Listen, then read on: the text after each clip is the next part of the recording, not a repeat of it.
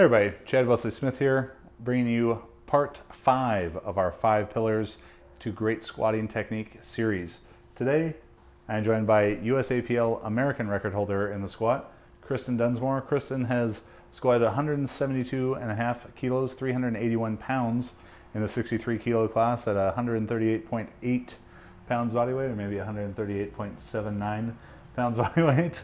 And today we're going to be talking about head position in the squat and upper body action, particularly using your upper back. And these two factors are going to work together a lot.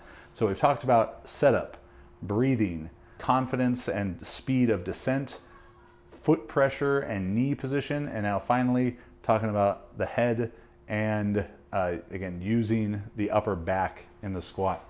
So Kristen's going to go ahead and duck under the bar and get in that good setup position that she knows. And walk out and just set up. So there are a couple different schools of thought with head position. And again, all these cues, I'm trying to give you more principle-based cues here. Not to say that, you know, putting your feet this wide or this narrow or looking here or there are the best way to squat, because there's a lot of great squatters who have different looking squats, and that's fine. But you'll find that almost all of those great squatters are doing something pretty similar to these cues that we're talking about in this series. So this one's going to be in regards to head position. And what I'm looking for here is relatively neutral. It's not to one extreme or the other. It's not looking way up.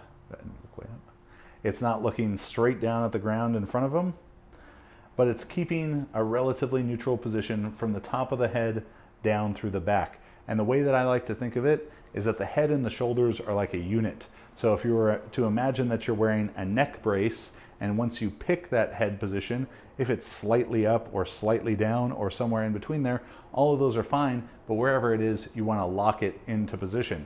So as Kristen goes and squats down with that neutral-ish head position and stop in the hole, the next part of things is going to come in here is we're going to take that head and shoulders unit, which again is locked in like she's wearing a neck brace, and we're going to drive it all back up into the bar. So she's going to push into the bar in my hand with her upper back. And what she's trying to do is create even pressure with her feet into the floor and her upper back into the bar. This is going to allow us to maximize both the strength of our legs and back, lower back, as we lift the weight. So going down again. She's going to push the upper back into the bar head as well. The common ways that we're going to see this kind of get screwed up is by athletes with relatively strong backs compared to their legs, so their back tries to take over in the lift, or athletes like Kristen with very, very strong legs who don't actively use the back strength that they have. And that's going to look very similar, no matter either side of things is going to have a similar outcome to it.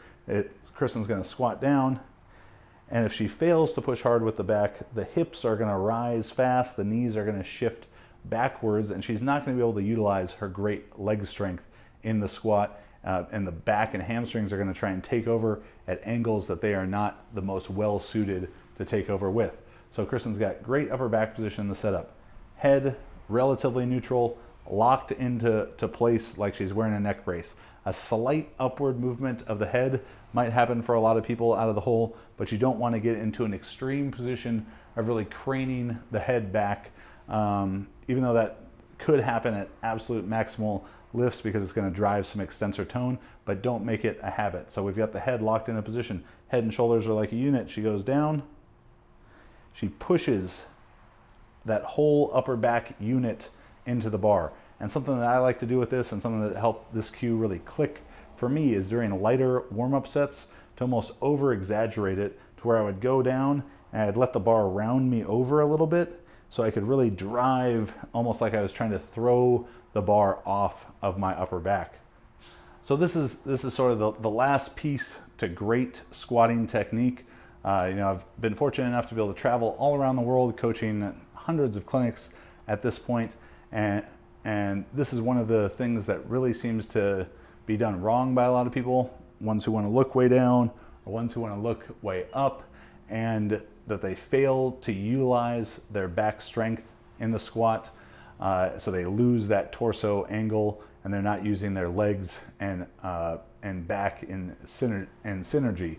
So going through all the points, we had great upper back position for a tight setup, breathing to create the most intra-abdominal circumferential expansion, intra-abdominal pressure as possible, great confidence in the descent of the squat and consistent speed in the descent, good foot pressure and knee position during the descent in the hole and during the first part of the ascent in the squat, and then setting a good head position, utilizing our back strength coming out of the hole so we can use our legs and back both as effectively as possible.